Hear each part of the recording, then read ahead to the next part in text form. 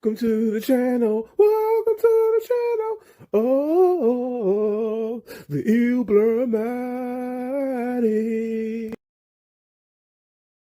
Welcome back to another installment of Ilblurmatic, and today you already know I'm trying a new camera angle, as you can see with this content. And also today we're gonna talk about the latest and the greatest, one of my new favorite DC shows on CW, Stargirl Summer School episode 2. So let's get right into this, baby. So you already know what time it is. This episode starts off very interesting. We see Sydney's mother, not actual real mother, but her stepmother celebrating. Okay, breaking dishes, dancing. I said, boy, she was happy. I was like, wow, I never seen Sydney's stepmother this happy. And I thought it was really cool because we have to realize in season 1, she didn't really have the authority in the house. It was Dragon King, Sydney's actual father, that was the head of the house. He was the alpha, okay? Alpha, right? And pretty much she was doing everything he said. Clean up, do this, do that. That's all she was. She was pretty much a muse, okay? And my thing was, she finally broke free of that because Sydney had killed Dragon King. She killed her own father when she got out in season 1.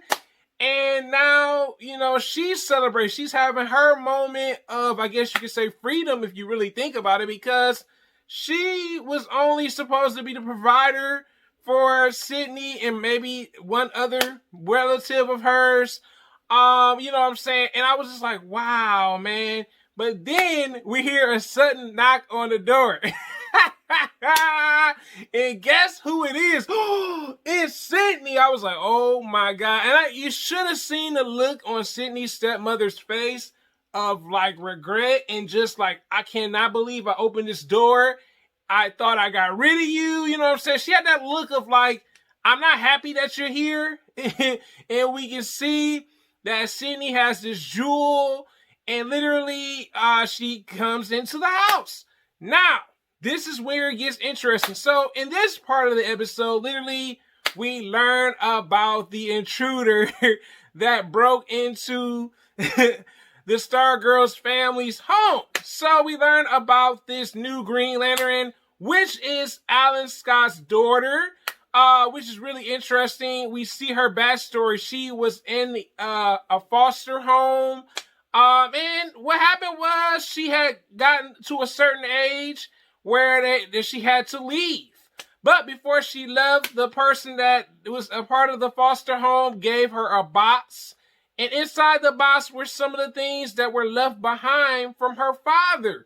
So when we see this, she, you know, goes into the box and she stumbles across her father's Green Lantern ring. Yes, Alan Scott, right?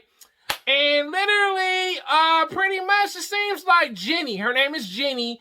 Jenny finds her way to the Green Lantern, the actual core, to recharge the ring. Seems like she has a telepathic connection to the actual, you know, the Lantern core.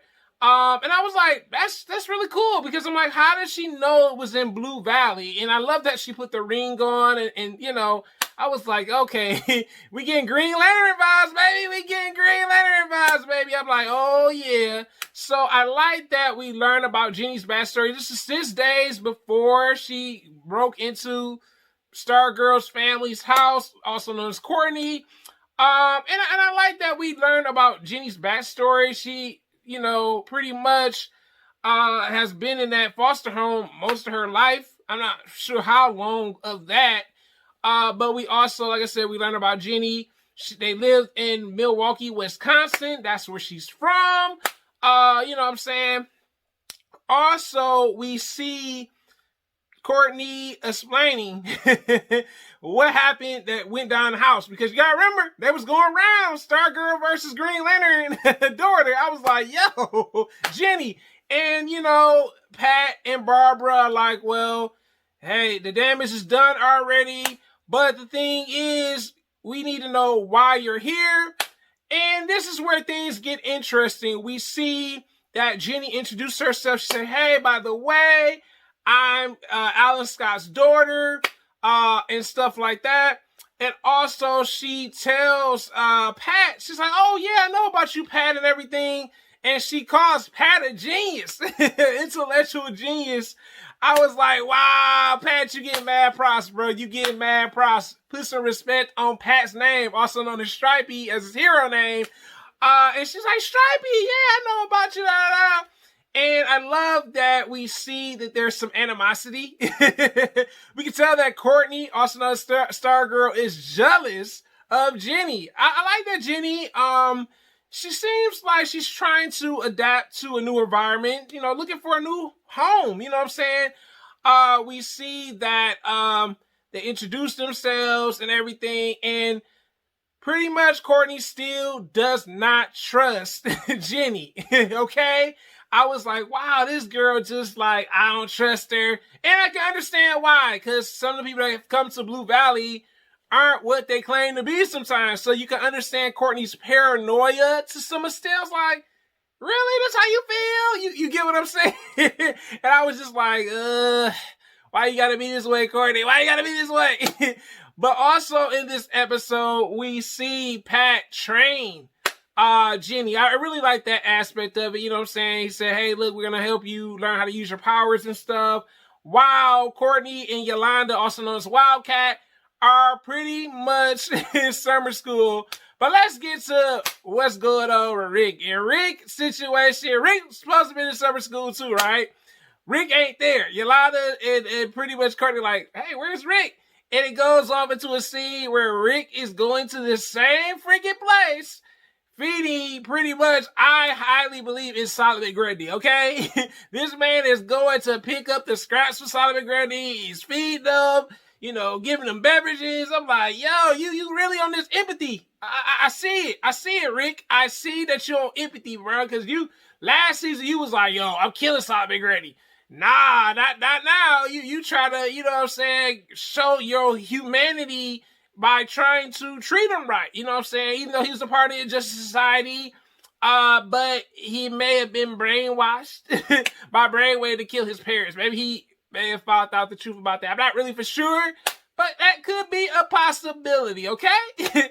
So then in this episode, we see with pretty much Pat training the new Green Lantern. He's like, hey, he said, whatever you can think of this when you use the ring. And we see her manifest a green car. And we see the rest of, you see Yolanda, Bev, and Rick impressed, you know what I'm saying, about this new member. And, it was interesting because Courtney still doesn't trust her. Like, even though she made breakfast for the family and everything, she's like, I still don't trust her. I don't care if she did make breakfast and she stayed with us because Pat welcomed their home to her. Also, we're introduced to a new villain, the new main villain, okay? So we're introduced to this villain named Richard Swift that used to be a part of the Injustice Society of America, okay? And his interest was very interesting. We see him coming to Blue Valley in this old antique car, like in this mid-Victorian era, like swagger, okay? Swagger.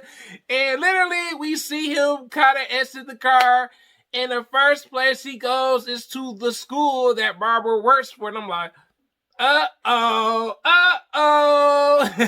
okay.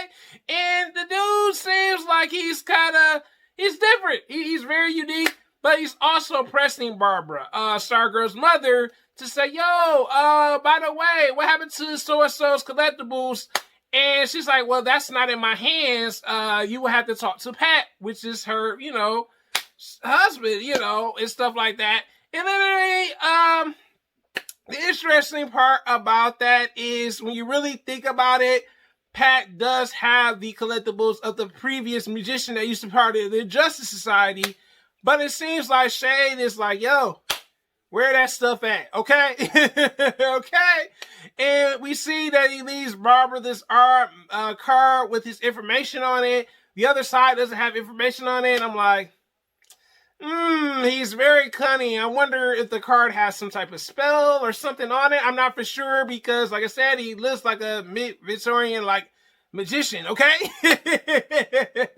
But also, we see that Ginny struggles with her power, learning how to use it, but we know it's based off emotion as well, and almost she pretty much destroys almost the whole team because she didn't know how to control her emotions because she was mad at Courtney because, she's like, Courtney, you got everything. You have friends. You have a family. I'm trying to find my brother, okay? This is why I thought, why I came here was because the ring wanted me to come here to find my sibling, okay? And I like that there are some similarities with Courtney and her. Courtney, when she first came here, she didn't have friends. Ginny is trying to make friends and also find her sibling, okay? And I think that was really interesting in this episode. Also, Pat telling her that, that everyone that comes to Blue Valley, you gotta give them a chance. You gave Rick, Yolanda, and you gave Beth a chance to show that they can be heroes. Why can't you give Ginny a chance? And I really like that about the episode too. Now, the last part of the episode, let's get right to this, okay? This last part was good, okay, baby? We learned about pretty much Sydney's stepmother. At some point, it seems like Sydney's stepmother has been pressured by this entity that's in the jewel that Sydney has. It's like a male entity. And he's like, yo, I know you want to kill her. I know you want to do this. I know you want to do that. And we see like Sydney's mother's past life because she was abducted, literally, okay? She didn't have freedom. And I think at some point, the first part of the episode maybe kind of wonder, like I think Sydney's mother at some point she was either some type of musician, you know what I'm saying? Because we see her, like singing and all this stuff. But we see that pretty much she confronts Sydney and she's trying to kill Sydney. But instead, Sydney kills her. She becomes possessed by this entity that's in this freaking jewel. And Sydney was like, hey, I ain't tell you to kill her. He's like, I'm sorry. And he's like, and we can tell that Sydney's stepmother pretty much dying. I was like, wow. You know what I'm saying? So I think the reason why Sydney came back to her home is to recruit her brother. Because remember in the last episode, we saw pictures. We saw Artemis. We saw another hero. Not another hero, another villain. You know what I'm saying? The people that she was trying to recruit. And pretty much I'm like, I think Sydney came back to get her little brother. Okay? Okay? You know what I'm saying? I gotta get this episode, like, literally, it was a solid episode. You know what I'm saying? And, when I really think about it, it's a 5. Because, like I said, we learned about Ginny's backstory, which I thought was really neat. We understand that Courtney still doesn't trust everyone. But also, let me just say one other thing I forgot to mention. Is literally Pat's encounter with Richard Swift, also known as Shade, that visit Barbara's place of work. They had an encounter. I think that encounter was kind of weird. Pat had to play it off to figure out who he was. Pat did his homework. Okay? Literally, Pat was like, yo. He told Courtney, he's like, yo, I think we do have a new villain in town. And he used to be a part of the Injustice Society. And you're right, suit up, you know what I'm saying? Because pretty much Courtney she been wanting to go hero status, you know what I'm saying? Like, Blue Valley's been quiet for quite a bit, okay? Ever since what took place before.